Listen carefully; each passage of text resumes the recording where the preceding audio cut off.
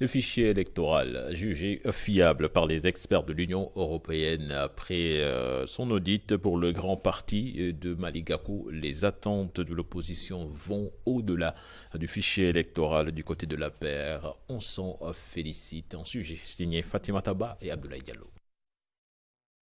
Plus de 6 millions de Sénégalais inscrits pour la présidentielle de 2019 avec un taux d'erreur estimé à près de 2%. L'audit du fichier électoral est fait. Si du côté du pouvoir l'on s'en félicite, le grand parti n'est pas convaincu. Le fichier, c'est une question de sécurité nationale même. Donc c'est le fichier qui permettra de crédibiliser ou de décrédibiliser une élection. Donc nous sommes très satisfaits. Plus de 6 millions de Sénégalais inscrits pour la présidentielle de 2019 avec un taux d'erreur estimé à près de 2%. L'audit du fichier électoral est fait. Si du côté du pouvoir l'on s'en félicite, le grand parti n'est pas convaincu. Le fichier, c'est une question de sécurité nationale même. Donc c'est le fichier qui permettra de crédibiliser ou de décrédibiliser une élection. Donc nous sommes très satisfaits. Et je pense que d'une part aussi, l'opposition était en train de s'agiter pour demander l'audit du fichier. Ils ont jugé des résultats satisfaisants par rapport certainement à des termes de référence qui leur avaient été donnés. Vous savez, un audit, c'est des termes de référence. Qui a donné les termes de référence et qu'est-ce qu'ils avaient mis? Ils ont répondu à quoi? À quelles questions?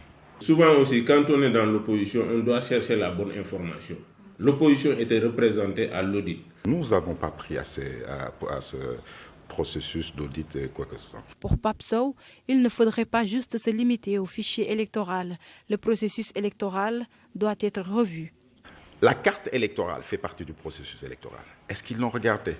Je veux vous donner un autre exemple. Si vous allez dans le fichier des étrangers, au niveau de la carte électorale, il existe beaucoup d'abris provisoires qui sont inconnus par l'opposition.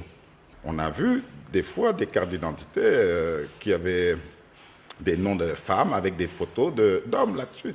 Donc, ce n'est qu'un contrôle faible à ce niveau-là. Je pense qu'il y aura un comité de suivi et il y aura des corrections aussi. Même s'il n'y avait pas d'élection, souvent dans la fabrication, quand on confectionne des cartes, il y a souvent des difficultés pour certaines personnes. Une élection présidentielle libre et transparente, c'est ce que les deux partis souhaitent.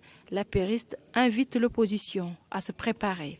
Je pense que si nous faisons une élection, et nous allons le faire, la date est donnée, le respect du calendrier républicain, je pense que ça, nul n'en disconvient. Le président de la République a insisté.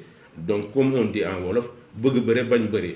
Si vous voulez une élection apaisée, si vous voulez une élection avec des résultats acceptables, il faudrait forcément que toutes les parties prenantes s'assiedent quelque part pour pouvoir discuter de l'acceptabilité des résultats du scrutin. Le rapport des experts de l'Union européenne sera remis au chef de l'État ce 20 février. Certaines erreurs doivent être corrigées pour permettre à tous les électeurs d'accomplir leur devoir civique.